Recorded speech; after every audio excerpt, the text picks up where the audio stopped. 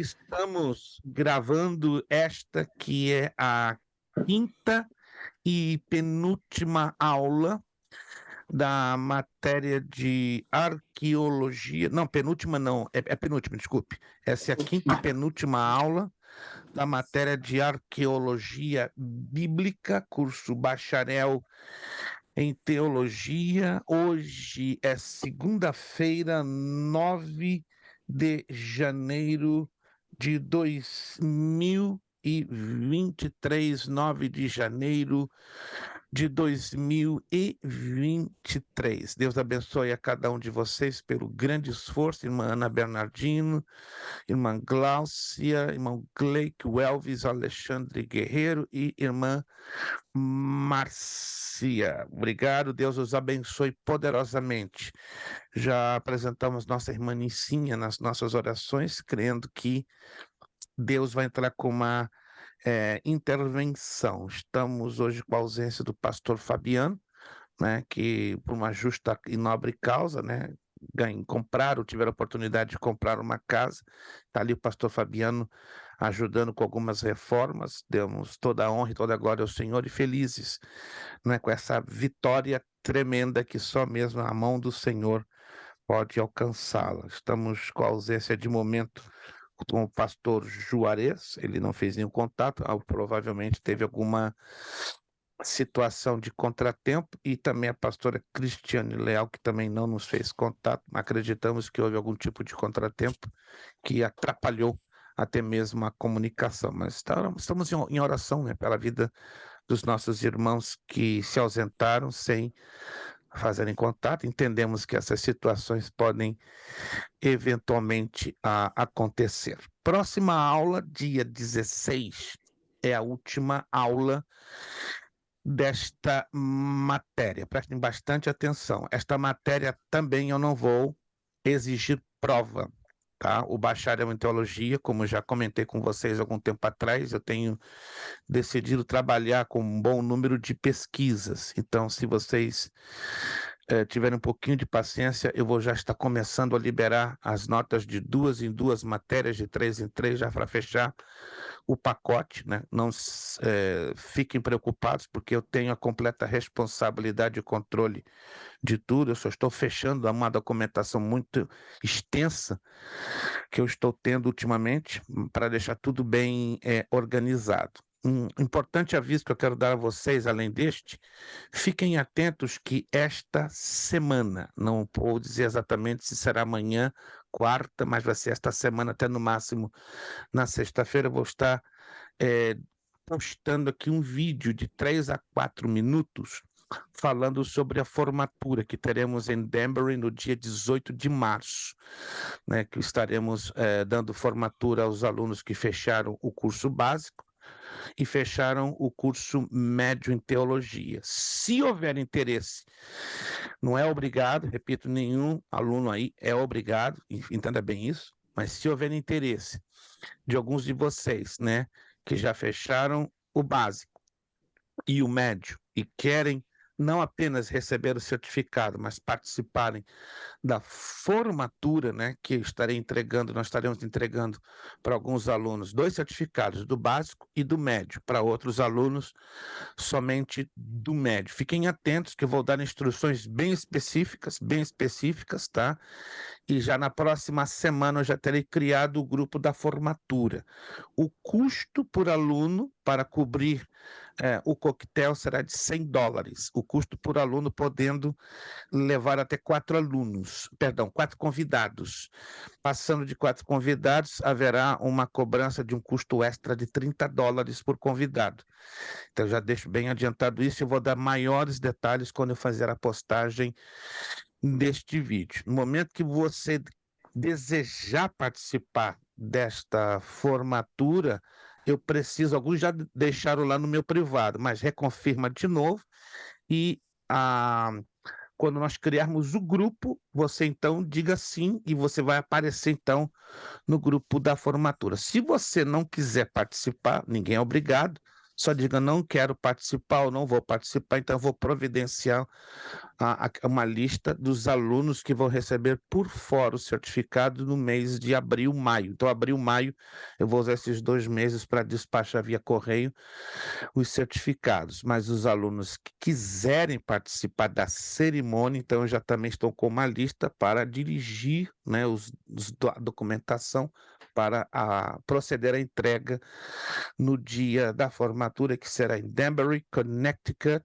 18 de março, sábado, né, na Abba Church, na igreja do pastor Lominha Guiar. Eu vou fazer uma postagem também essa semana, dando também todas estas orientações. Quantos estão me entendendo? Quantos estão me entendendo? Isto, perfeito. Mas, repito, é opcional, não é obrigatório, tá? Ninguém é obrigado a nada, certo? Porque uma festa de formatura, uma cerimônia de formatura é um momento único, fica ao critério do aluno poder e querer, tá? Essa é uma outra situação. Segundo importante aviso, não sei se alguns de vocês já foi lá no grupo e chegou a ler uma postagem. Nós fizemos uma postagem antes da aula, tá aqui, ó, já fiz essa postagem, se você olhar com atenção, é um trabalho que vocês vão entregar no dia 6 de fevereiro, valendo nota de prova. Deixa eu esclarecer isso aqui bem para não deixar nenhuma margem de mal entendido, tá? Quantos já foram lá no grupo e viram a postagem? Eu quero ter certeza. Isso, se você não viu, por favor, terminou a aula hoje, vai lá no grupo e veja a postagem para não dar zebra, para não dar problema. É um questionário, 3 perguntinhas. Olha só, pastor, eu tô estranhando. Não tem um ditado no Brasil, né? Santo que vê muita esmola, desconfie. Mas eu não sou santo e nem estou dando esmola, gente. É um trabalhinho que vai fazer jus, não é, ao conteúdo desta matéria, que ela é muito ampla, muito extensa e profunda. É um questionário de 3 perguntas que você terá que entregar até o dia 6 de fevereiro. Anote aí, não se esqueça dessa data. Se puder e quiser entregar antes, maravilha. Mas depois do dia 6 eu já não poderei mais receber, a menos que o aluno que me entregue depois do dia 6 alegue, né, problemas de saúde, problemas de trabalho, problemas de família, mas se não me der justificativa, entregou no dia 7, sem uma justificativa não vai ter efeito nenhum e não vai valer nota e você vai ficar sem nota para a matéria de arqueologia bíblica. São 3 perguntas, eu quero deixar bem claro, se houver alguma dúvida, por favor, que se manifeste aqui agora. Pergunta número 1. Sobre o Código de Hammurabi. Faça uma breve pesquisa sobre esta importante descoberta de toda a arqueologia. Mencione pelo menos uma ligação ou conexão geográfica ou histórica com a palavra de Deus. Lembra-se que no transcurso das outras aulas eu falei alguma coisa sobre o Código de Hammurabi? Sim ou não? Alguém se lembra? Só a irmã Ana e os demais parece que não estão se lembrando. Eu faço menção na apostila sobre o Código de Hammurabi. Vai lá com atenção, muita atenção, que você vai encontrar na apostila, certo? E não é complicado para você fazer essa pesquisa. Você pode ir lá na internet, no Google, tem um material muito farto. Só você colocar lá em português. Código, como está escrito aí, ó, Código de Hammurabi. Aí vai abrir uma lista de vários sites. Aí eu quero que você pesquise, tá? Você me faça um resumo do que se trata o Código de Hammurabi e você vai pelo menos, escute essa, pelo menos nesta pesquisa fazer uma ligação ou conexão geográfica ou histórica com a palavra de Deus. Entende? Então, está entendendo a pesquisa dessa pergunta número 1? Você primeiro vai ter que dizer para mim, em poucas palavras, resumidamente, o que é o Código de Hammurabi? Qual foi essa descoberta? Quem descobriu? Quando? Do que consiste, tá? Essa é a primeira parte da pesquisa da pergunta número 1. Segundo, você vai mencionar pelo menos uma ligação ou uma conexão histórica ou geográfica, entende? Do Código de Hammurabi com a palavra de Deus. Há várias, já adianto a vocês, há várias, tem mais de 5, mas eu só quero uma. Você mencione uma conexão ou uma ligação de natureza geográfica, entende? Ou de natureza histórica com o Código de Hammurabi. Pergunta 2, sobre a Pedra de Roseta. Lembra-se que eu falei sobre a Pedra de Roseta, sim ou não? Só a irmã Ana e o Elvis, eu queria que tá... Vocês estão tomando café demais e estão esquecendo dos negócios. Vocês não podem tomar muito café, não. Eu sei que café é bom, mas dá um branco da memória. Tá? Eu falei da Pedra de Roseta e também, tá? Tem na apostila sobre a Pedra de Roseta. Também não é complicado. Você, quando vai lá na internet, faz a pesquisa, aparece muita informação sobre a Pedra de Roseta. Aí você vai fazer a mesma coisa, a mesma abordagem da pergunta 1 é a mesmíssima da pergunta 2, só que agora é da Pedra de Roseta, tá? Você vai fazer uma breve pesquisa sobre essa importante descoberta de toda a arqueologia e mencionar pelo menos uma ligação, conexão geográfica ou histórica com a palavra de Deus. Então, a pergunta 1 e a pergunta 2 é só fazer uma breve pesquisa, explicar as descobertas do Código de Hammurabi, da Pedra de Roseta e mencionar pelo menos uma ligação ou uma conexão histórica ou geográfica com estes fatos de forma separada, ou seja, com o Código de Hammurabi e com a Pedra de Roseta. Preste atenção na pergunta 3. Sobre as duas maiores descobertas arqueológicas de todos os tempos e como elas influenciaram a história bíblica. A apostila tem essa resposta. Você vai descobrir ali uma lista das maiores descobertas da arqueologia de todos os tempos. Aí está na apostila. Aí você vai ter que pesquisar na apostila e vai mencionar. Tem toda ela. Você tem que, então, ir de cabo a rabo da apostila e você vai encontrar lá. Está bem claro, está bem exposto ali. Aí você vai selecionar duas destas várias pesquisas arqueológicas feitas nos últimos tempos, tá? As duas maiores descobertas. Tem uma lista ali de várias, mas você vai mencionar duas delas e como elas influenciaram a história bíblica, tá? Não é somente pesquisar o conteúdo, mas fazer a ligação do conteúdo pesquisado para dentro da palavra de Deus, dentro da Bíblia Sagrada. Entendido até aqui? Alguma dúvida? Se tiver alguma dúvida, por favor, apresente aí a sua dúvida se você não compreendeu algum aspecto, porque do contrário, se está bem entendido. Então, mãos à obra, até 6 de fevereiro. Eu aguardo que você me envie ou ao meu e-mail, ou você fotografa, não é, a folha que você for escrever com as respostas, de preferência caneta azul, caneta preta, não use lápis, se você for fazer de forma manual, de forma nenhuma, por favor. Se você for escrever, escreva caneta preta, caneta azul, fotografe com uma boa resolução e mande para o meu privado, tá? Trabalho de arqueologia bíblica, coloque o seu nome. Se você quiser digitar e mandar para o meu e-mail, à vontade. Eu vou passar o meu e-mail no grupo, tá? E aí eu agradeceria. Você pode enviar, repito, de forma digitalizada via computador ou de forma manual, não se esquecendo, obviamente, de fazer menção do seu nome, porque alguns trabalhos chegam para mim como forma fantasma, e eu não tenho como descobrir, porque eu não tenho uma memória excepcional para descobrir a caligrafia, não é, de todos vocês. Reconheço a caligrafia de alguns, ok, mas não de todos. Ok, se tiver alguma pergunta, alguma dúvida que ainda subsista sobre esta questão, você fique na liberdade de fazer contato comigo, né, no meu privado, me chamando por telefone ou me mandando um áudio ou uma mensagem escrita, que eu estou aqui para ajudá-los da melhor maneira possível.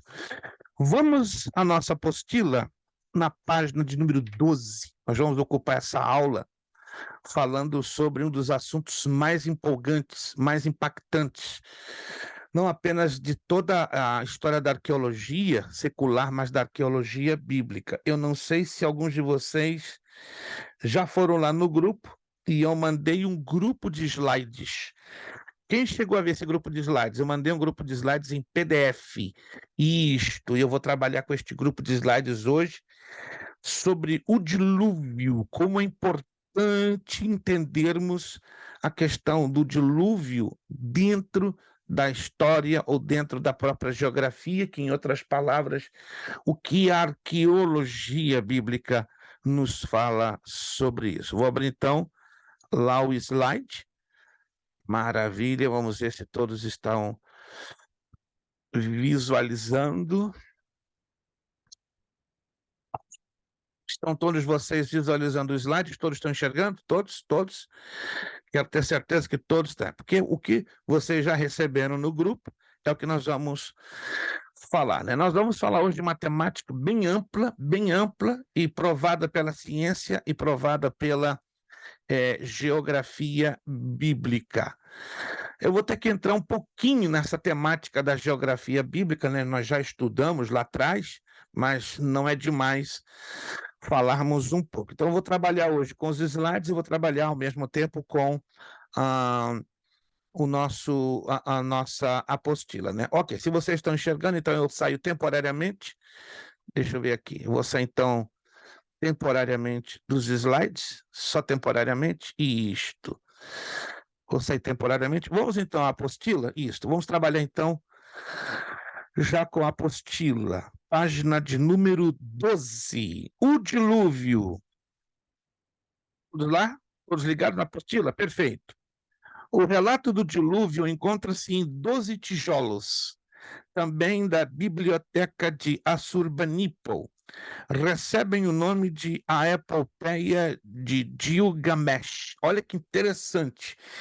Então, na cultura suméria, o dilúvio ele é chamado Epopeia de Gilgamesh. No relato de Gilgamesh, ele é 2/3 um deus e 1/3 humano. Aí entramos, né, na chamada mitologia suméria ou babilônica.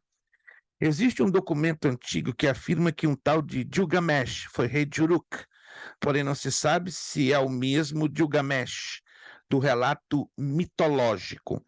O relato mitológico diz que se por algum motivo morreu Deus Enkidu. Por esse motivo, Gilgamesh, por ser uma parte humana, outra divina, angustia-se tremendamente com medo de morrer. Gilgamesh passa a buscar a fonte da imortalidade. Nessa busca, ele atravessa o Mar Grande ou Mar do Norte, auxiliado por uma mulher serpente chamada Sindra. Isso aqui é loucura, né? Mas é tudo um relato mitológico para nós chegarmos à questão da epopeia de Gilgamesh. Então ele se encontra com Utnapishtim. Olha que loucura, que é Noé.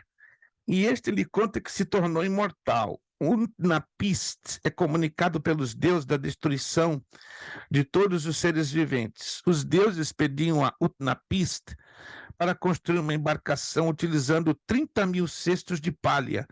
Logo após ele entrou na embarcação e começou a chover. A chuva foi tão grande e forte que os deuses fugiram para o céu, dia nu, como cães feridos.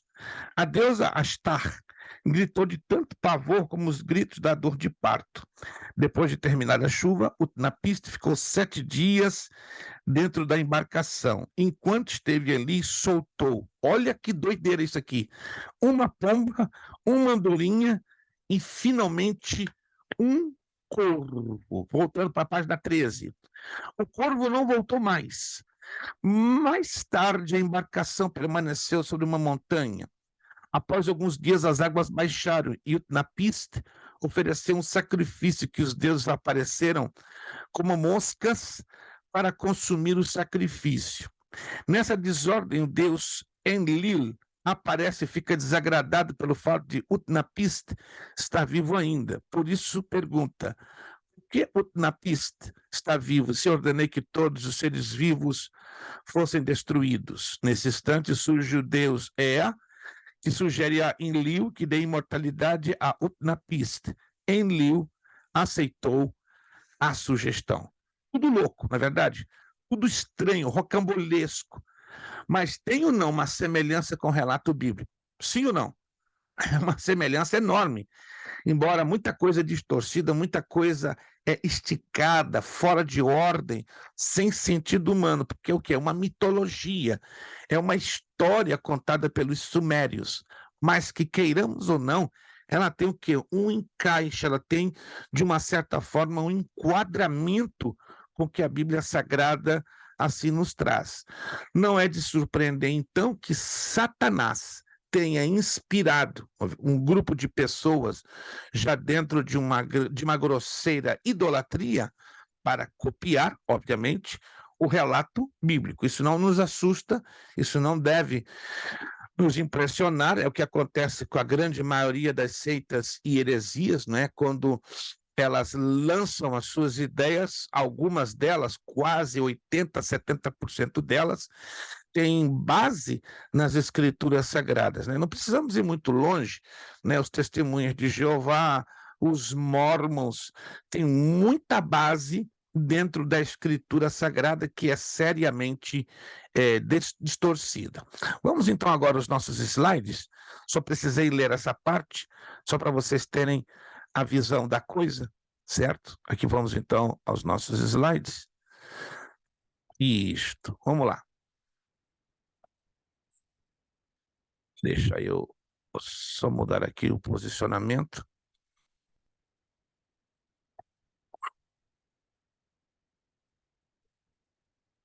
Ok.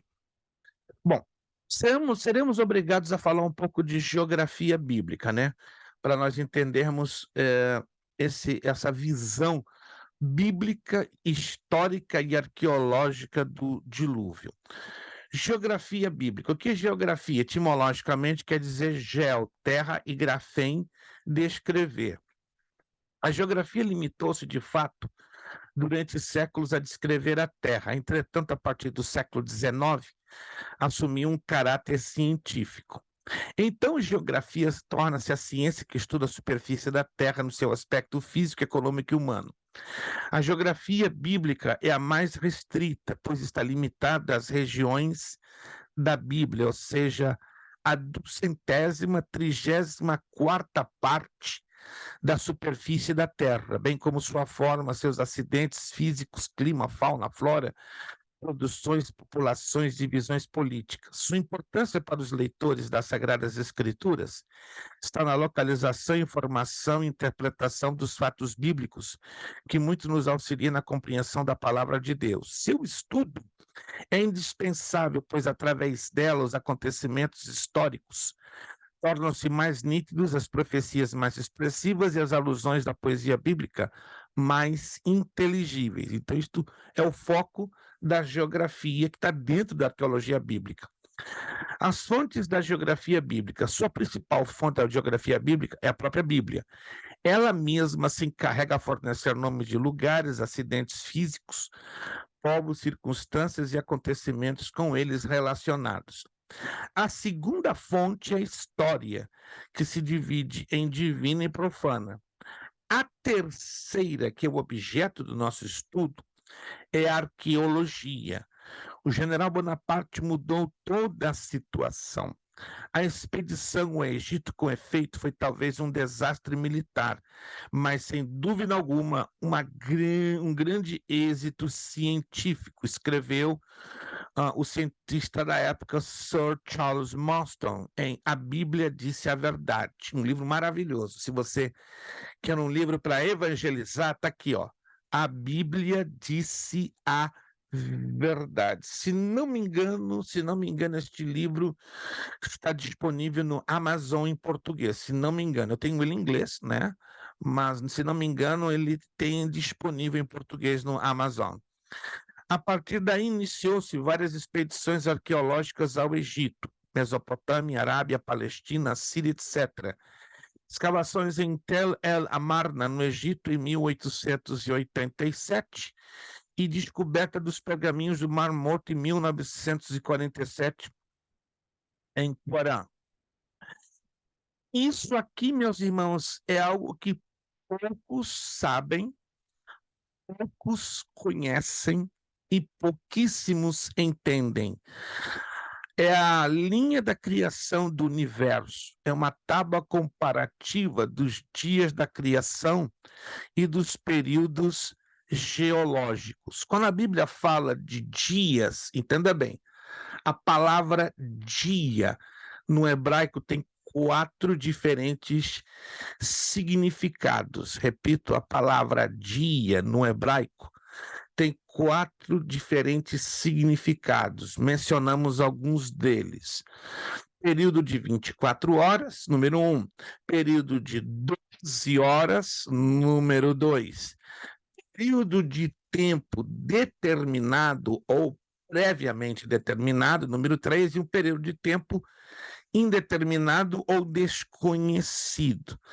Baseado nessa quarta definição que aqui acabamos de dar, nós vamos então entender que quando a Bíblia fala dos 6 dias criativos, estão falando então de 6 períodos que, na verdade, entre aspas, desconhecemos, mas que a ciência os conhece. Isso aqui é assustador. Ó.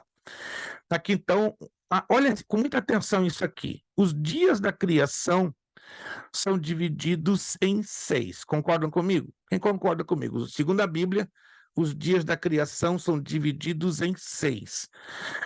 Mas o que nos assusta é o que a ciência tem descoberto ao longo dos anos. E aqui vamos entrar. A ciência fala dos períodos geológicos. Isso aqui é provado.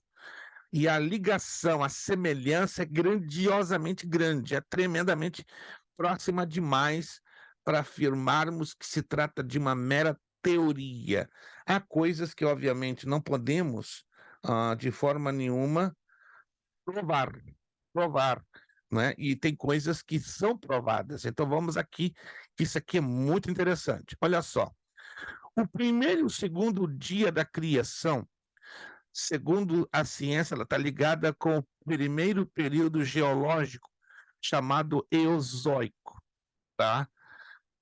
O período Eozoico, temos esses fatos.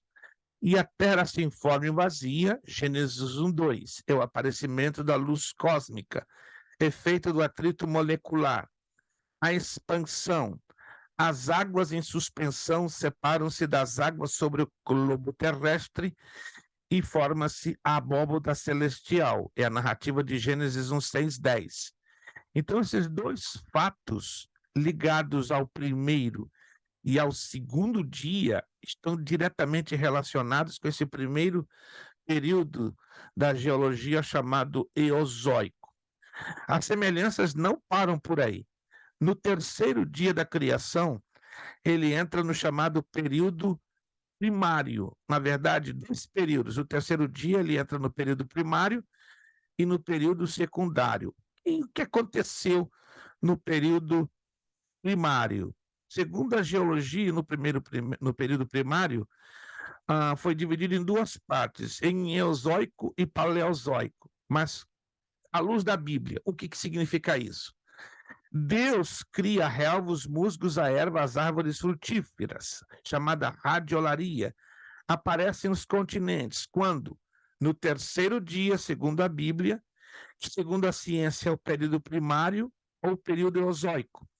Depois vem o paleozoico. O paleozoico, a paleontologia não afirma que a vida animal tivesse aparecido nesse período. Pensam alguns cientistas que talvez no fim do período aparecessem as primeiras manifestações de vida, de acordo com Gênesis 9:14. Aí a ciência fala desses períodos chamados Cambriano, Devoniano, Silúrico, Carbonífero e Perminiano. Isso aqui é muito profundo. O terceiro dia continua no período secundário e entra o chamado Mesozoico. Segundo a paleontologia, a vida animal apareceu neste período, mas segundo o Gênesis, só no dia seguinte é que ela teve origem. Os limites geográficos, os limites geológicos dessas remotíssimas eras são de difícil determinação e bem podem coincidir com parte de determinados dias criativos. Aí entra o Mesozoico. Aí cai no 4º dia, que ainda faz parte do período secundário. Com a rarefação da camada atmosférica, Deus trouxe à vista o Sol, a lua, criados no princípio. Gênesis 1:14. Então, o tempo humano, o tempo humano, Cronos, ele é criado no quarto dia. No terceiro dia, ou no período mesozoico, até o terceiro dia, o tempo humano não existia. Isso é bem curioso, né? Existia o quê? Toda a eternidade, mas o tempo humano aparece no cenário a partir do quarto dia. Claro, eu e você entendermos isso dentro da nossa lógica humana é humanamente impossível. Porque desde que nós nascemos, compreendem? Nós temos o quê? A noção de tempo. Concorda comigo? Sim ou não? Temos a noção de tempo, de contagem de tempo. Então, para nós, hoje é difícil demais entendermos o aspecto que a criação toda estava envolvida até o terceiro dia, sem uma contagem definida de tempo, né? Sem o tempo como hoje conhecíamos, mas era tão somente o quê? A eternidade. Aí entra o quinto dia, e o quinto dia ele envolve o período terciário, segundo a ciência, que corresponde ao Cenozoico, ou Era dos Animais, né, de vários animais, isso 58 milhões de anos atrás. Aparecimento da vida animal segundo Gênesis. Peixes, aves, grandes répteis. Essas idades são meros cálculos, claro, sem base científica. Aí entra o período Eoceno, Oligoceno, Mioceno, Plioceno, como nos ensina a ciência. E no fim do quinto dia, a Terra estava povoada de animais. Isso aqui não é coincidência, são fatos muito curiosos e muito coincidentes. Aí vem o sexto dia, né, que é o último da criação, que envolve, segundo a ciência, dois períodos com o mesmo nome, quaternário antigo e quaternário moderno, também chamado como psicozoico, de 26 a 15 milhões de anos atrás. Aí entra o Pleistoceno e o Holoceno recente, a idade dos gelos. Toda a Europa ficou imersa no gelo. Nessa época existiam os grandes animais terrestres, representado pela designação de bestas feras da terra, grandes répteis e gado. Não há certeza da existência do homem nesta época, porque estamos falando de um período, né, que durou de 26 a 15 milhões de anos. E a criação do homem, claro, ela não é detectada pela ciência, porque muito provavelmente ela vai acontecer no final do sexto dia ou no chamado quaternário moderno. Vamos ao texto de Gênesis 6, 5, 8. Tudo isso é só para uma introdução, para você entender o contexto do dilúvio.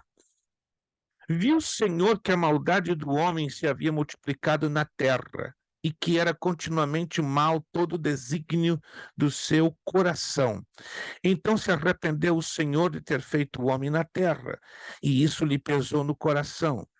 Disse o Senhor: farei desaparecer da face da terra o homem que criei, o homem, o animal, os répteis e as aves dos céus, que me arrependo de os haver feito. Porém, não achou graça diante do Senhor. Ainda fica uma polêmica nos dias de hoje, nesta parte deste texto que diz: porque me arrependo. Essa foi uma falha na tradução de João Ferreira de Almeida, que ficou até os dias de hoje e não foi suficientemente corrigida, entende? Então, a maioria das traduções da Bíblia em português traz esse arrependo, mas, na verdade, aqui é uma figura de retórica, uma figura de linguagem chamada antropatismo, não é? São sentimentos humanos atribuídos a Deus. Como Deus não é homem, então ele não pode se arrepender como o homem, não é? Deus não é homem que minta, nem filho do homem para que se arrependa. Então a Bíblia não está se contradizendo, né? Deus não é homem para que minta. Entendeu essa parte do versículo? E nem filho de homem, ou seja, nem ser humano, descendente de ser humano, para que se arrependa. Então, o arrependimento humano é baseado naquilo de errado que foi feito. Mas aqui o sentido da palavra arrepender é que Deus se sentiu triste, profundamente triste, por haver feito o ser humano. Vamos lá. Essa é a cronologia do dilúvio. Poucos estudam e entendem o tempo que transcorreu o dilúvio. Quero levar vocês a analisarem isso aqui com muita calma. Olha só. Noé entrou na arca com 600 anos e saiu com 601 anos. Era um jovem, nada comparado a mim ou você. 600 anos. Lembra-se que essa é uma contagem literal, não é simbólica, porque o ano judaico era contido em 360 dias. Então, há uma pequena diferença no nosso calendário juliano e gregoriano, que é de 365, 366 dias. Então, Noé tinha uma idade relativamente semelhante na contagem do nosso calendário. Então, com 600 anos ele entrou na arca e com 601 saiu. Quantos dias Noé passou na arca? Que interessante isso aqui. A Bíblia nos deixou luz a respeito de como era a contagem de tempo naquela época. Veja o gráfico. Vamos aqui juntos entrar. Olha só. No segundo dia, no dia 17 do mês, não, no décimo. Vamos abrir então Gênesis, fica melhor, lá Gênesis 7:6, isso, para a gente seguir a narrativa como está na Escritura, para nós não cometermos nenhuma gafe de contagem. Gênesis capítulo 7, verso 6 diz: Tinha Noé 600 anos de idade, quando as águas do dilúvio inundaram a terra. Versículo 8. Dos animais limpos, dos animais imundos, das aves e de todo réptil sobre a terra. Verso 9. Entraram para Noé na arca de 2 em 2, macho e fêmea, como Deus lhe ordenara. E aconteceu que depois de 7 dias vieram as águas do dilúvio. Olha só que interessante. Então aqui tá o início. Então começa a chuva. Gênesis 7, 11 e 12. Noé entra na arca 7 dias antes da chuva. É o que nos ensina aqui o texto bíblico. Agora, observe que choveu sobre a terra 40 dias e 40 noites. Depois disso, para a chuva. Oh, e como sabemos isso? Em Gênesis 7, 12. E houve copiosa chuva sobre a terra durante 40 dias e 40 noites. Parou. Mas as águas continuaram? Sim, continuaram. E por quanto tempo? 150 dias ou 5 meses. Quando é que eu começo a contar esses 150 dias ou 5 meses? Quando começa a chuva, lá em Gênesis 7, 11 e 12. Acompanhe para você entender.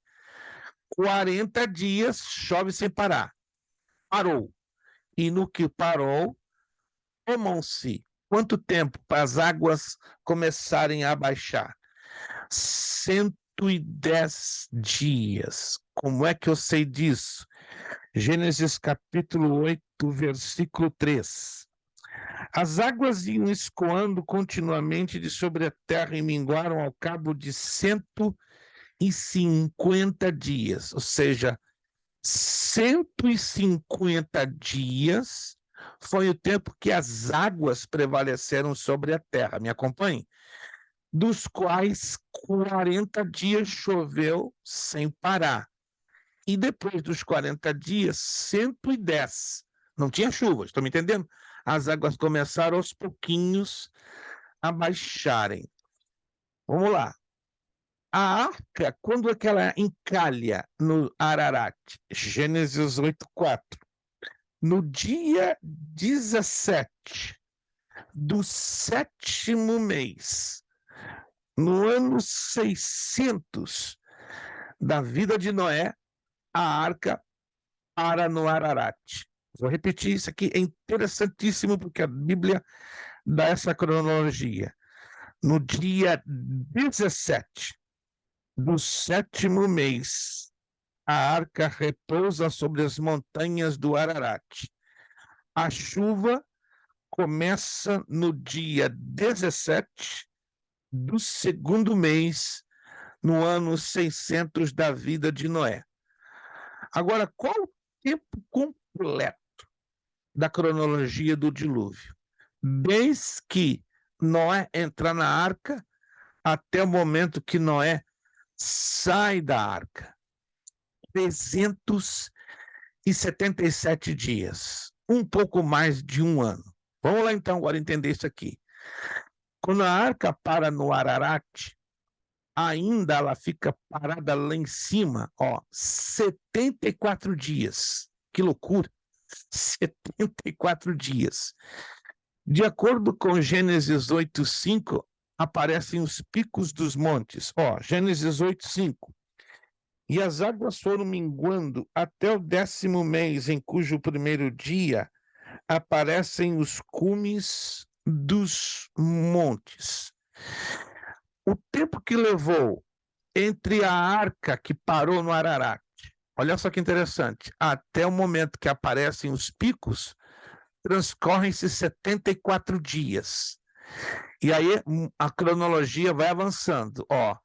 Depois que aparecem os picos dos montes, tomam-se 40 dias ainda. E aí Noé abre a janela e solta um corvo e depois uma pomba. E isso acontece por quantas vezes? 3 vezes. Gênesis capítulo 8, versos 6 ao 12.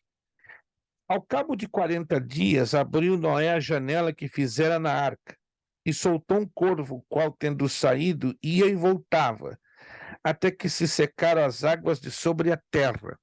Depois soltou uma pomba para ver se as águas já teriam minguado da superfície da terra.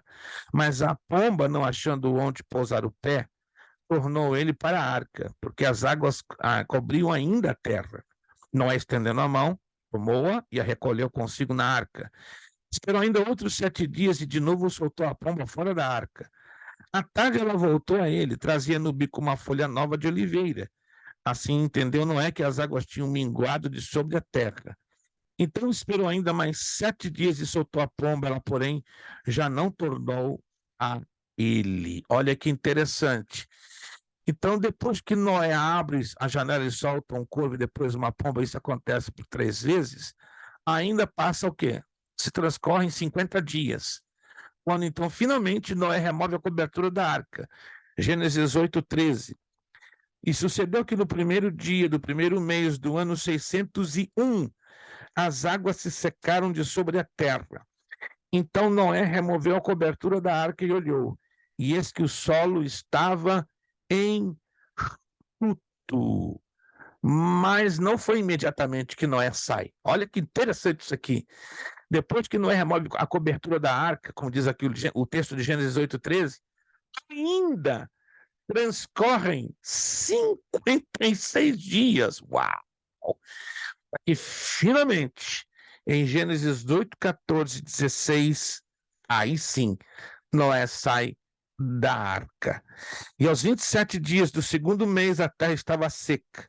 Então disse Deus a Noé: sai da arca e contigo tua mulher, teus filhos e as mulheres de teus filhos. Então, o período que a arca para no Ararat, observem aqui, até o momento que Noé sai da arca, passam 220 dias.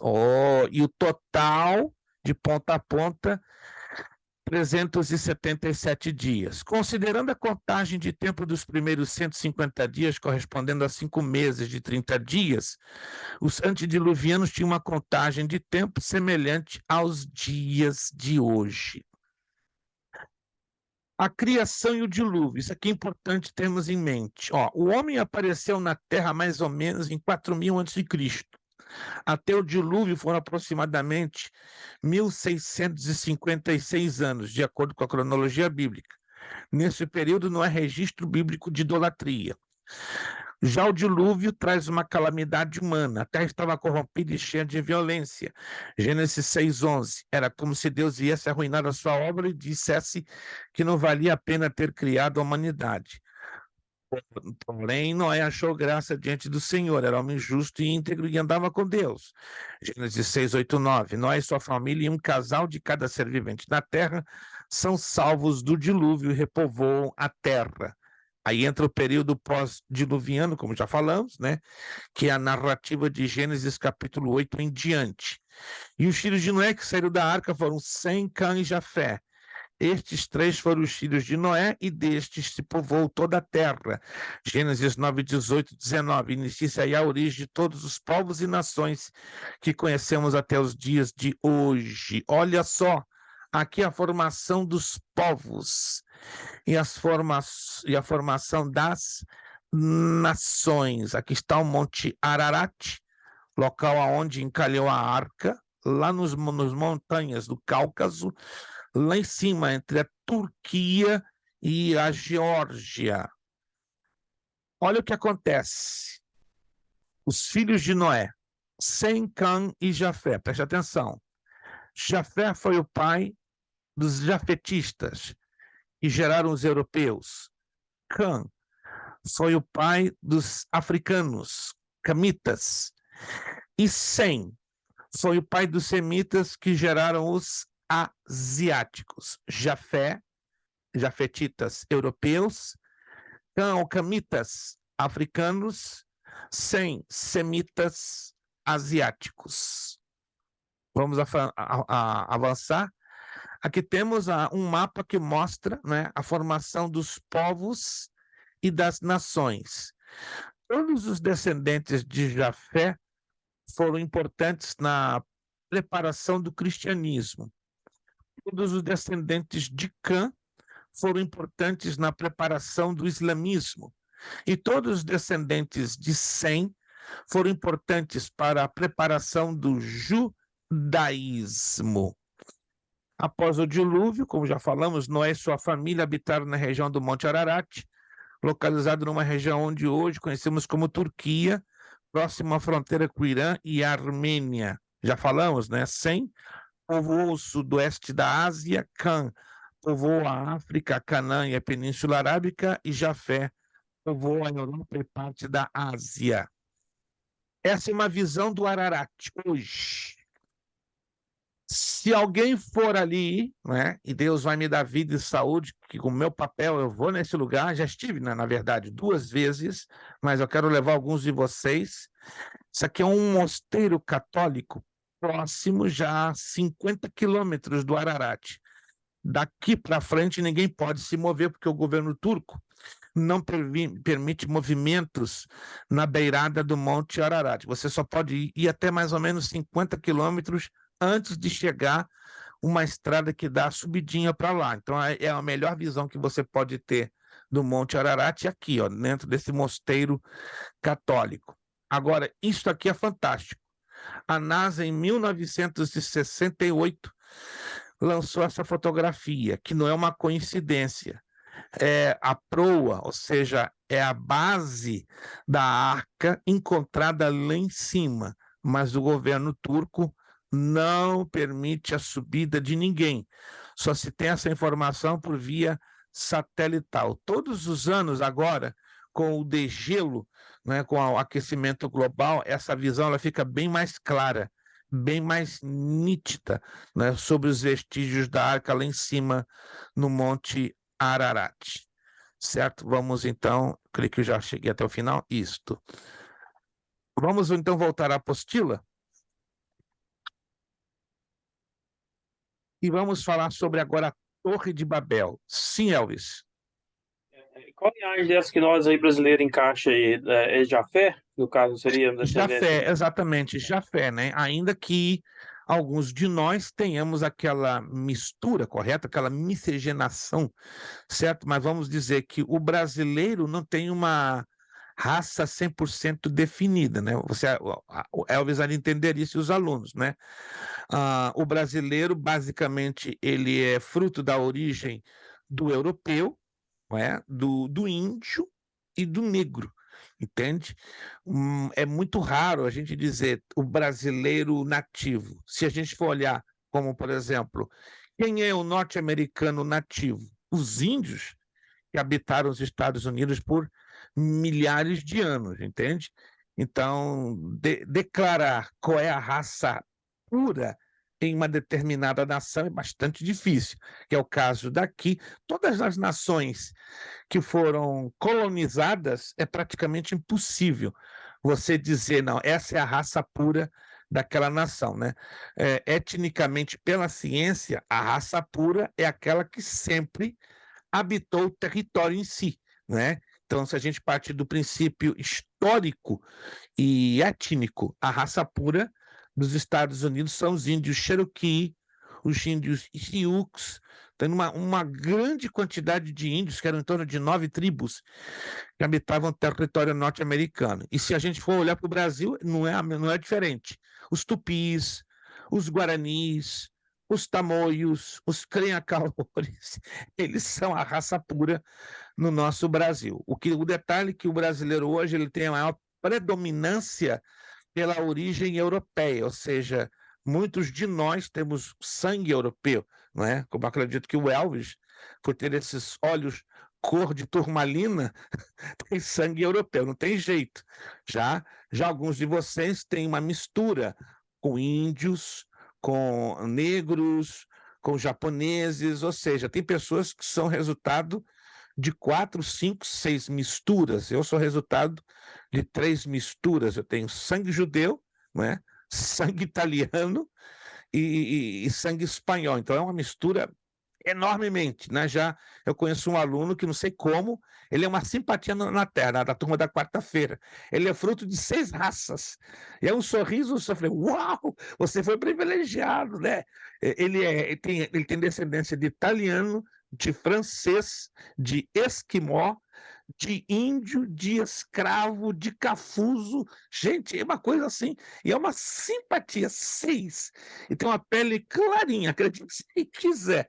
6 raças. Então, nós brasileiros não temos, digamos, aquela coisa de dizer, né, eu sou brasileiro da gema, não é? A nossa raça é essa, porque nós somos uma nação que foi colonizada pelos estrangeiros, e ao contrário, né, as nações europeias e asiáticas, elas podem dizer, ou africanas, têm o melhor privilégio de dizer que elas são raça pura. Mas se a gente for olhar pelo lado da descendência dos filhos de Noé, pela questão dos imigrantes que chegaram aqui, sim, temos uma forte ligação com Jafé. Agora vem o negócio bem complicado. A Torre de Babel. Antes da Torre de Babel, segundo a palavra de Deus, havia um único idioma que cobria todo o planeta Terra. Vamos em Gênesis capítulo 11.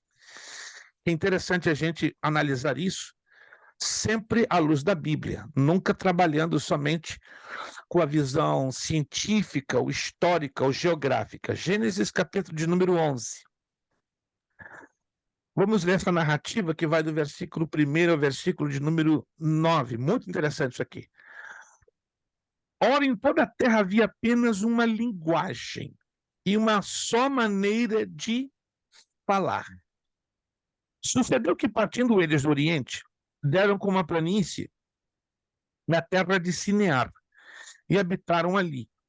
E disseram uns aos outros: vinde, façamos tijolos, queimemo-los bem. Os tijolos serviam-lhes de pedra e o betume de argamassa. Ou seja, o betume dava liga, né? Fazia o trabalho do cimento, porque o cimento não foi conhecido até o final do século XIX, ou metade do século XIX. O cimento foi criado pelos norte-americanos com combinação de tecnologia alemã por volta de 1882. Então, até 1882 era desconhecido a existência do cimento. Então, para dar liga, a argamassa era muito usada. E ó, é a primeira noção que nós vemos, pelo menos na Bíblia, do uso da argamassa. Vamos lá. Versículo 4.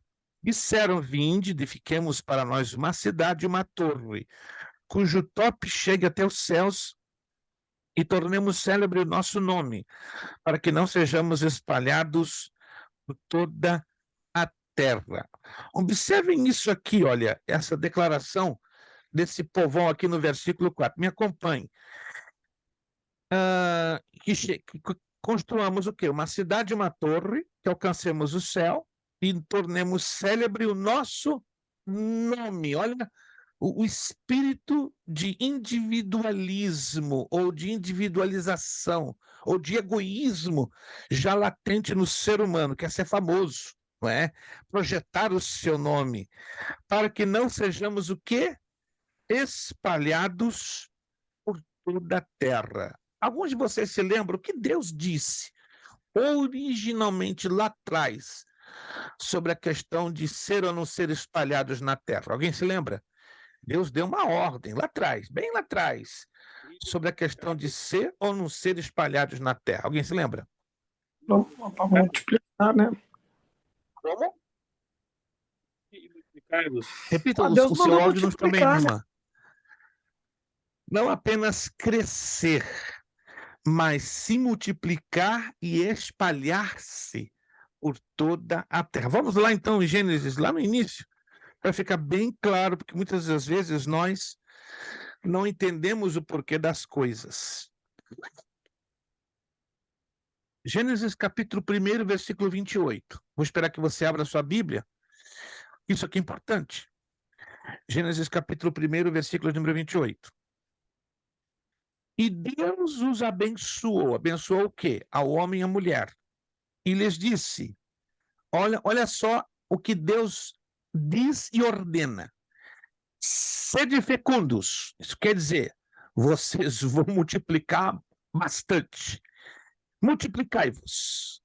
Enchei a terra. Sujeitai-a. Dominai sobre os peixes do mar, sobre as aves do céu e sobre todo animal que rasteja sobre a terra. Então, Deus deu uma ordem, e esta ordem, em parte, foi cumprida até Gênesis capítulo 11, quando o homem decidiu quebrar o ciclo desta ordem. Né? Eles não queriam ser espalhados por toda a terra. Versículo 5. Então desceu o Senhor para ver a cidade e a torre que os filhos dos homens edificavam. Alguém me perguntou, pastor, como é que Deus desceu? Interessante que a Bíblia não dá detalhes.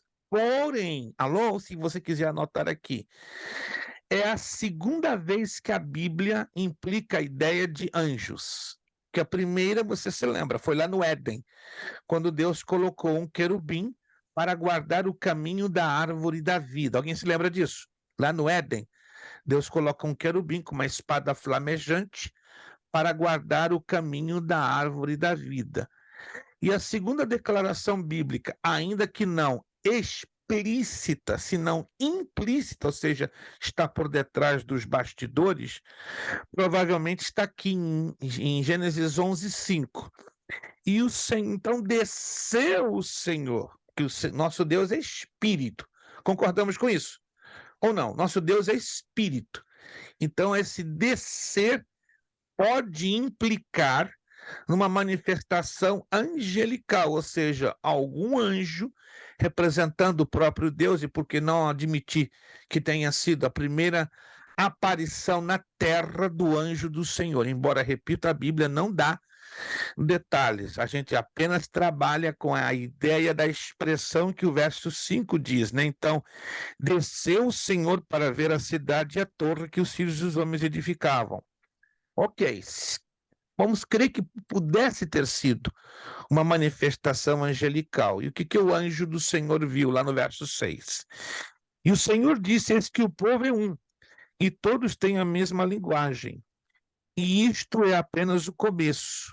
Agora não haverá restrição para tudo que intentam fazer. Ou seja, o homem, ele definitivamente se independiza, ele definitivamente se separa da sua dependência para com Deus. Agora, olha o que diz o verso 7. Eu acredito que você já deve ter lido várias vezes, mas eu não sei até que ponto vocês prestaram atenção. Vinde, desçamos e confundamos a sua linguagem. Estão percebendo que aqui tem algo diferente? Vinde, O tempo verbal não implica em uma só pessoa. Me acompanhe, por favor. Se envolvesse uma única pessoa, não haveria necessidade desta conjugação do tempo verbal, que está aqui, ó, na primeira pessoa do plural. Alô? Sabemos separar a primeira pessoa do singular da primeira pessoa do plural? Vinde, ó, desçamos, nós desçamos e confundamos, nós confundamos. Então, peraí. Então, quem está aqui envolvido nessa história toda?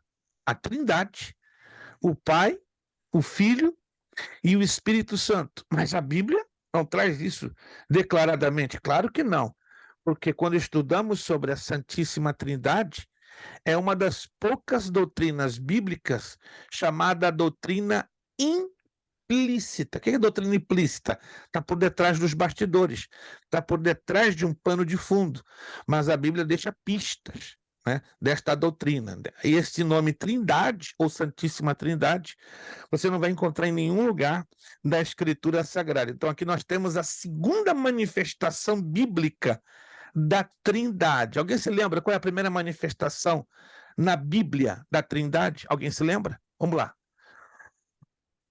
Vou refrescar a mente de vocês. Qual foi a primeira manifestação bíblica da Trindade? Ou seja, o primeiro registro bíblico da existência da Trindade, embora não é um registro explícito, trazendo o nome do Pai, do Filho e do Espírito Santo, mas traz a mesma situação no tempo verbal. Façamos o homem, nossa imagem e semelhança. Isto, meu irmão Gleick, façamos o homem a nossa imagem e a nossa semelhança. Está lá em Gênesis, capítulo 1 e no verso de número 26. Anote aí, essa é a primeira menção bíblica da Trindade como estando implícita. Não, então, tente encontrar o nome do Pai, do Filho e do Espírito Santo nesse texto. Não existe. Porém, ali entendemos que é a manifestação implícita, ou seja, por detrás dos bastidores, da manifestação da Trindade. E este texto de Gênesis 11, 7, é a segunda manifestação implícita da Trindade. Veja só que várias decisões tomadas no reino nunca foram tomadas de forma isolada. Que interessante isso, né? Quando é uma decisão para mudar a história da humanidade, os três estão sempre juntos. Isso é importante entendermos, né? Tem atos que é só o Pai que tem o governo. Tem atos que é só Jesus. Mas nunca você vai ver, olha, isso aqui é mais chamativo ainda. Nós nunca vamos ler na Bíblia o Espírito Santo sozinho, tomando partido de qualquer ação ou de qualquer atitude. Por quê? Qual é a função do Espírito Santo na Trindade? Alguém tem ideia? Eu creio que eu já falei isso em várias aulas, em várias matérias. Qual é a função do Espírito Santo, biblicamente falando? Tem um capítulo inteirinho que Jesus dedica, explicando a função do Espírito Santo. É intercessor? Um pouco mais do que isso, minha irmã. Eu vou esclarecer um pouquinho minha pergunta. Dentro da Bíblia, nós vemos ações de grande importância e algumas delas, no que diz respeito à história da humanidade, elas nunca são tomadas ou executadas de forma sozinha, isolada, ou seja, sempre a Trindade. Como a criação do homem, a Trindade juntas, Pai, Filho e Espírito Santo. Na confusão das línguas, a Trindade junta, Pai, Filho e Espírito Santo. Entretanto, há atitudes e ações na Bíblia que foram unicamente tomadas pelo Pai, e há outras executadas pelo Filho. Mas não vemos nenhuma ação direta na Bíblia que o Espírito Santo sozinho atua ou age, por tua razão, por causa da sua função. E qual é a função exata do Espírito Santo ao longo de toda a Bíblia Sagrada, ou ao longo de toda a história? Pastor, O capítulo 14 do Evangelho de João explica isso com todos os detalhes. Sim, irmão Gleick. se for o capítulo de João 14, ele é o Consolador. Ele é o que ensina, no caso, que revela, traz a revelação. Um pouquinho mais do que isso. Um pouquinho mais. Está correto, irmão Gleico, está correto. Mas está esquecendo de uma chave. Que ele nos faz lembrar as coisas? Falta um pouquinho mais. Eu acho que vocês vão ter que ler de novo o capítulo 14 do Evangelho de João. Ele é uma chave maravilhosa. Mas teria função de confortar, pastor? Ele é um pouquinho mais do que isso. Ele roga por nós, intercede por nós. Um pouquinho mais do que isso. Em relação ao Pai, em relação ao Filho, é isso que eu me refiro. Em relação ao Pai, em relação ao Filho. Qual é a função do Espírito Santo? Ele habita em nós, pastor? Em relação ao Pai, em relação ao Filho. Não vos deixarei órfãos. Em relação ao Pai, em relação ao Filho. Vocês não estão se lembrando, então não leram. Nos lembrar, no caso? Não. Definitivamente, então, ou vocês lerem e não prestar atenção, e vale a pena, então, você anotar e prestar mais atenção e reler. O Espírito Santo, ele não fala de si próprio. Ele fala da parte do Pai e da parte do Filho. Ele revela ao Pai e revela ao Filho. Ele glorifica ao Pai e glorifica ao Filho. O Espírito Santo nunca fala de si, busca glória para si, busca adoração para si. Embora sendo Deus, olha que coisa linda, ele é digno de glória, honra, louvor e adoração, mas ele não faz questão nenhuma de deixar isso claro ou evidente. Está bem claro, capítulo 14, Evangelho segundo João. Se está em dúvida, entra no 15. O 15 melhora a compreensão. Ele está, o Espírito, essa é a função do Espírito Santo. Claro, ele é consolador, ele é aquele que nos ensina, nos consola, nos conforta, mas ele faz isso para si próprio, de si próprio, isoladamente, sozinho? Não. Ele faz isso para revelar o Pai e para revelar o Filho. Anote isso, você. Isso aí é uma coluna mestra, importantíssima da teologia. Muitas heresias hoje são pregadas nos púlpitos pelo completo desconhecimento desse trabalho do Espírito Santo. Nunca você vai ler na Bíblia o Espírito Santo falando dele, para ele. Olha, sou eu, o Espírito, me dá um aplauso.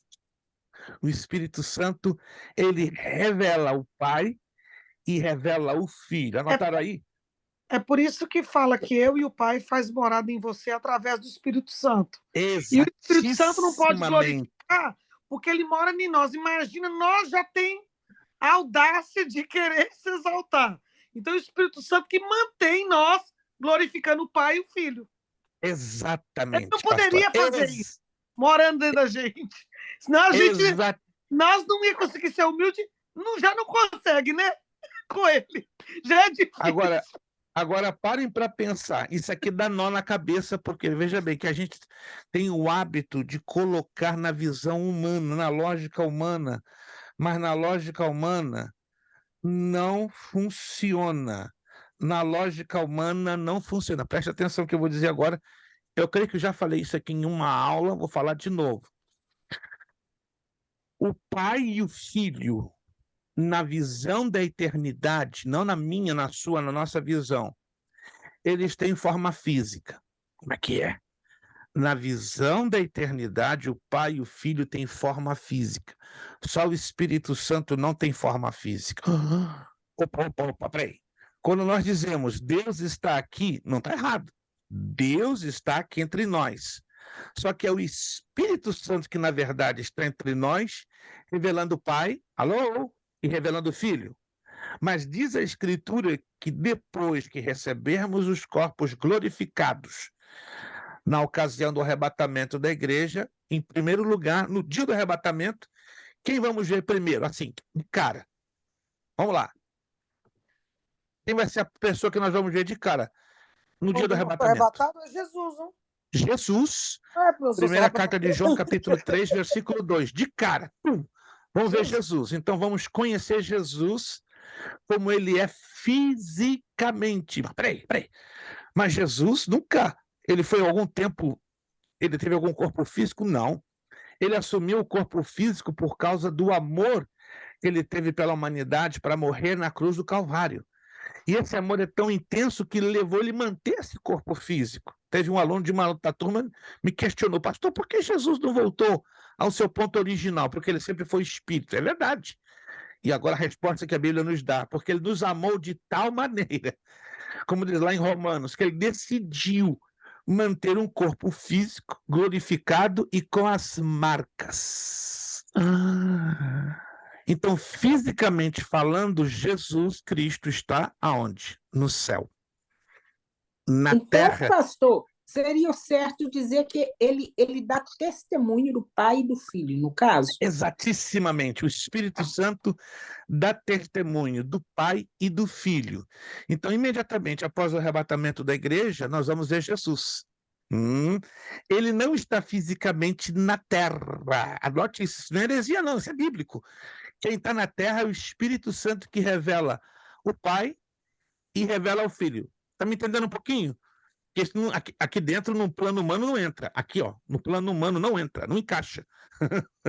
Se você quiser entender humanamente, esquece, desista, aquele estudo da Bíblia. Mas é a beleza do Espírito Santo. Ele revela os dois, a testemunha dos dois.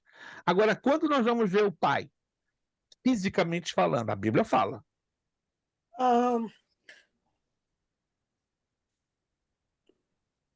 Nas mansões, quando fomos para as mansões depois do milênio? Depois do milênio, perfeito. Pastor Cristina está ligada. Ela não está perdendo os nossos estudos de escatologia.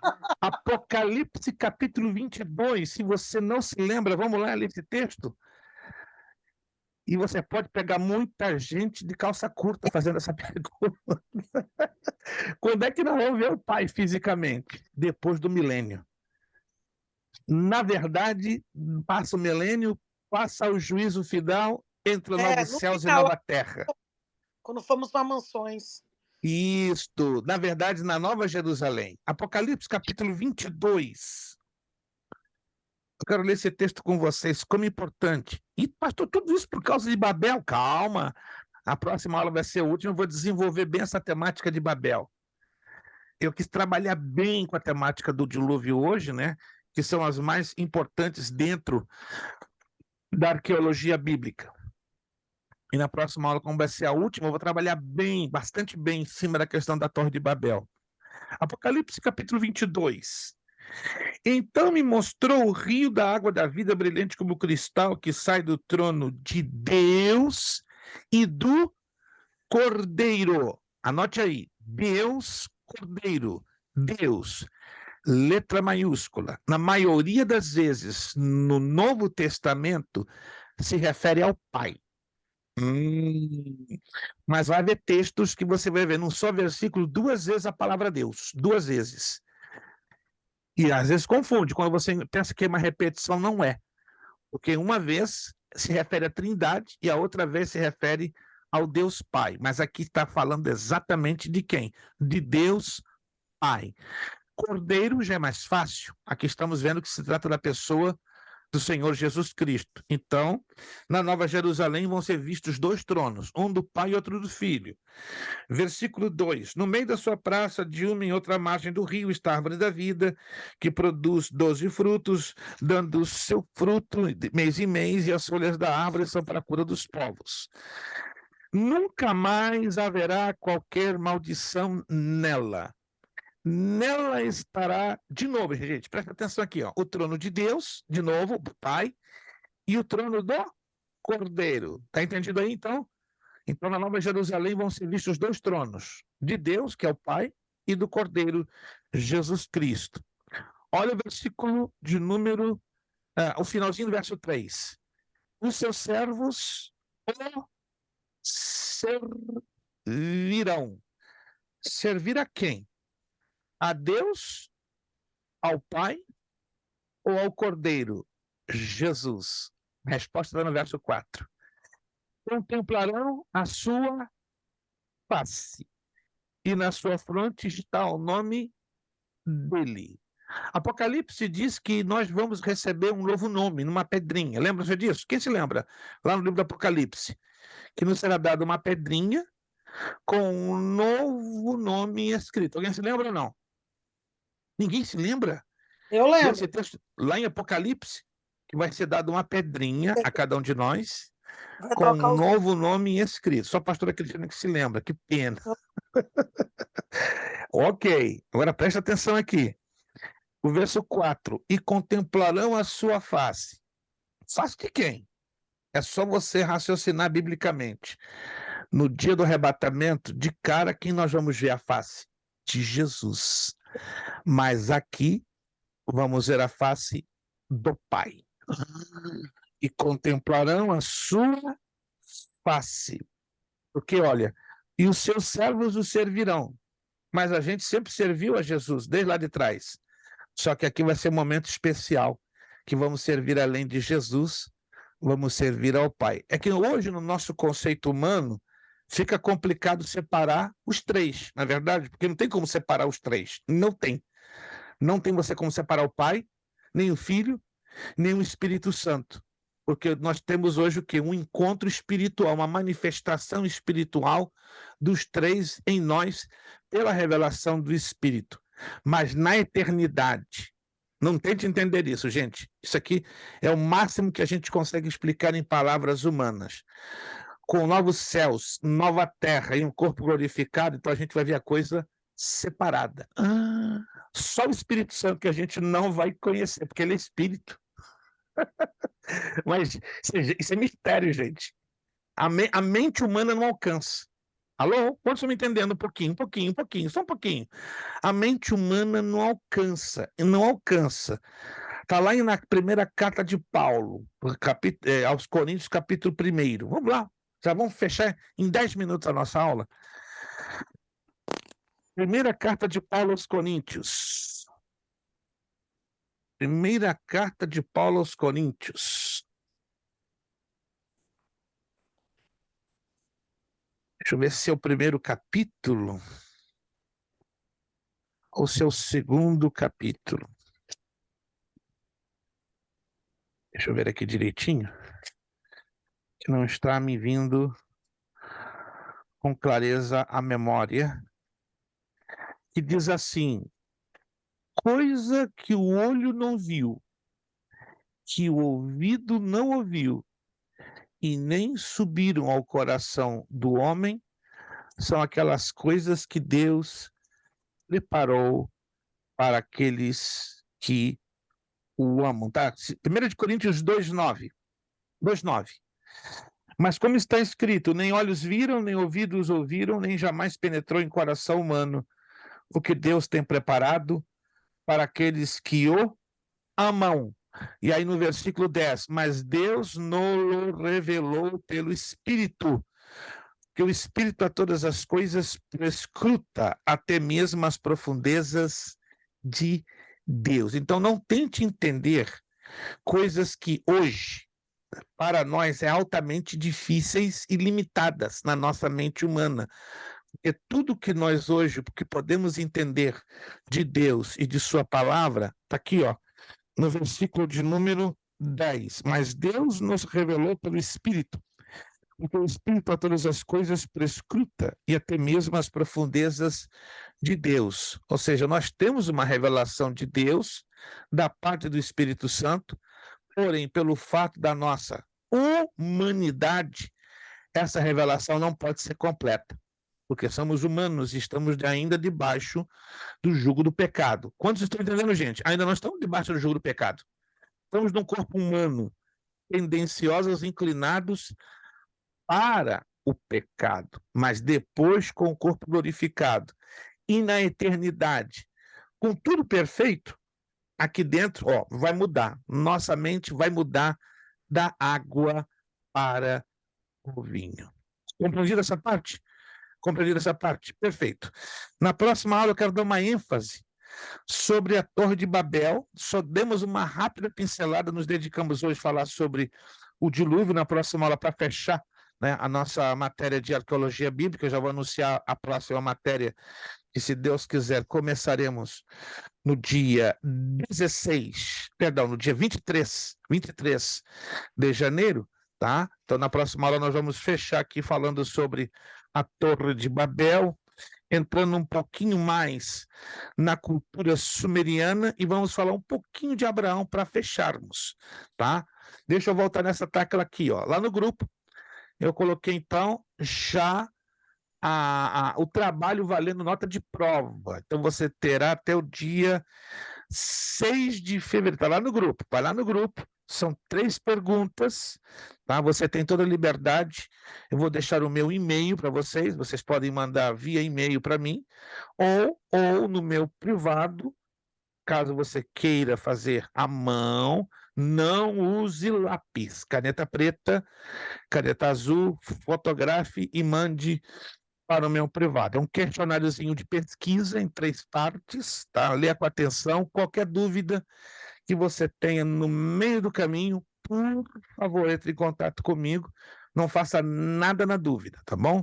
Então, não teremos prova e nem um trabalho muito grande, senão este questionáriozinho de 3 perguntas, ok? Esse aqui é obrigatório. Se você não fizer esse questionário, né, você não vai ter a nota de arqueologia bíblica. E eu estou aqui correndo muito para liberar o mais rápido possível de 2 a 3 matérias de uma só vez, para a gente, então, já atualizar todos os atrasos, né?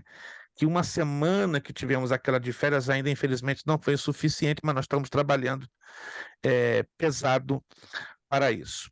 Deixa eu terminar esta aula, primeiramente agradecer a Deus pela vida de todos vocês, né? E o esforço que fizeram, e anunciar, né?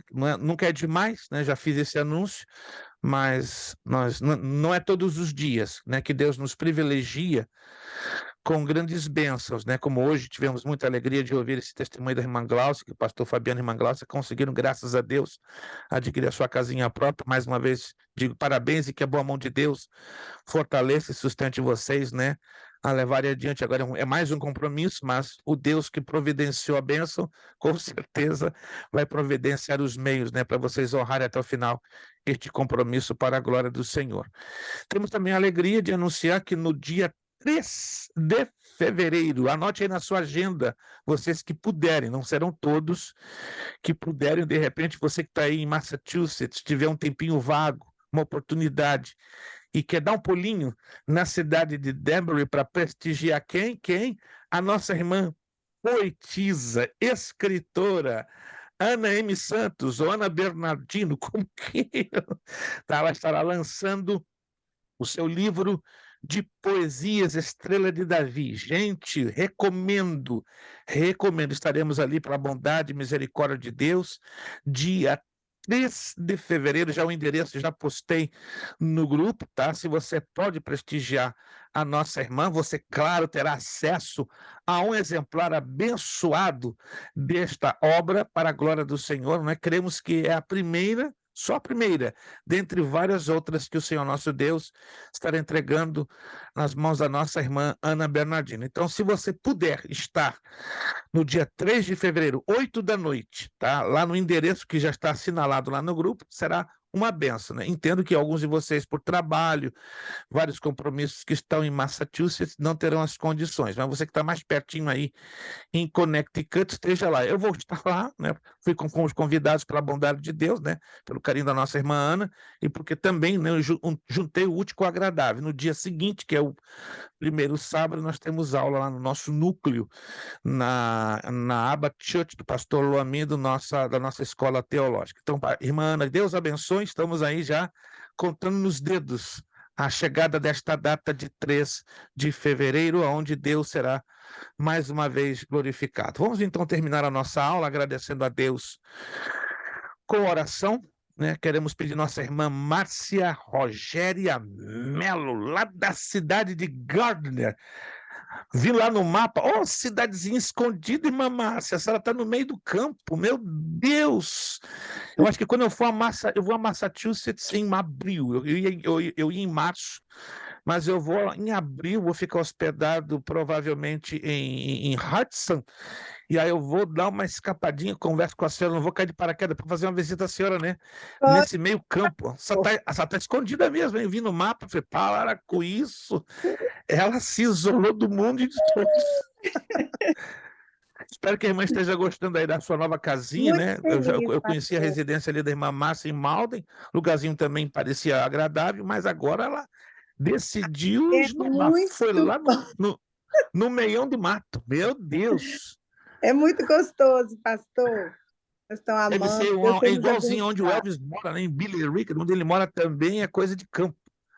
Né? Só que Não, o Elvis muito. tá mais junto de uma cidade grande, né? O Elvis já está mais urbanizado, se assim posso dizer. Vamos pedir então, irmã Márcia, nos despedir com uma palavra de oração. Obrigado pelo esforço de cada um de vocês. A próxima aula vai ser a última aula.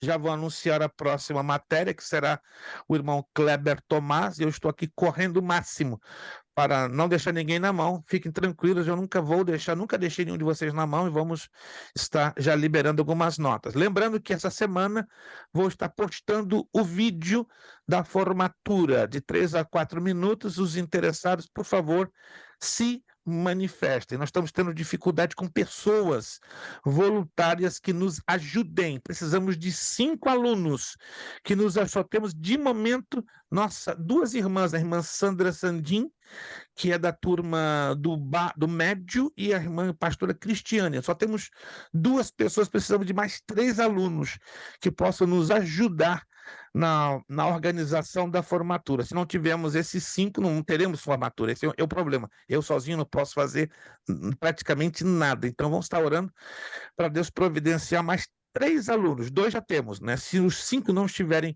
até o dia 20, infelizmente, vou ter que cancelar de novo por falta de ajuda, né? Por falta de apoio. Vai ficar bem triste a gente cancelar de novo, porque não depende tudo da gente, né? A gente depende uns dos outros. Irmã Márcia Melo, nos despedindo com uma palavra de oração. Muito obrigado, Deus abençoe a todos. Irmã Márcia. Pai amado, Pai querido, Pai, queremos te louvar, Pai, por este dia que o Senhor nos deu, agora por esta noite tão maravilhosa, por esta aula tão abençoada, onde estamos aprendendo da Tua Graças palavra. te damos, Deus. Pai, te agradecemos pela vida do pastor Luiz Preste, Pai, o nosso professor. Pai, continua abençoando o teu filho, abrindo as portas, abençoando ele em todas as áreas da sua vida, Pai. Abençoando cada aluno, Pai. Graças te damos, Deus. Agradecemos e te louvamos, oh Pai, pela vida de cada um. Pai, te louvamos pela bênção que o Senhor tem dado, o Senhor irmã Glaucio, o pastor Fabiano. Obrigado, graças te damos por esta vitória, Senhor, que o Senhor tem dado a eles, oh Pai. Te agradecemos e te louvamos por tudo que o Senhor tem feito. Obrigado, Pai. Obrigado por esta noite, oh Deus, que o Senhor nos presenteou com essa aula tão maravilhosa, Pai. Te agradecemos, oh Espírito Santo, fica conosco. Oh Pai, fica conosco. Abençoa teus filhos, oh Pai. É o que te pedimos e te agradecemos, em nome de Jesus. Amém. Amém. Nosso lema, seriedade. Seriedade. Compromisso. Compromisso. Disciplina. Disciplina. Seriedade. Seriedade. Compromisso. Compromisso. Disciplina. Disciplina. Seriedade. Seriedade. Compromisso. Compromisso. Disciplina. Disciplina. É necessário que ele cresça. É necessário que ele cresça. E que eu diminua. E eu diminua. É necessário que ele cresça. É necessário que ele cresça. E que eu diminua. E eu diminua. É necessário que ele cresça. É necessário que ele cresça. E que eu diminua. E eu diminua. E a Deus damos o quê? A honra, A glória, honra, e o glória, poder. Muito obrigado, uma boa noite, um bom sempre. descanso, uma ótima semana. Até a próxima segunda-feira, Deus quiser, dia 16, com a nossa última aula de arqueologia bíblica. Obrigado a todos, bom descanso, boa semana. A paz do Senhor a todos. Obrigado.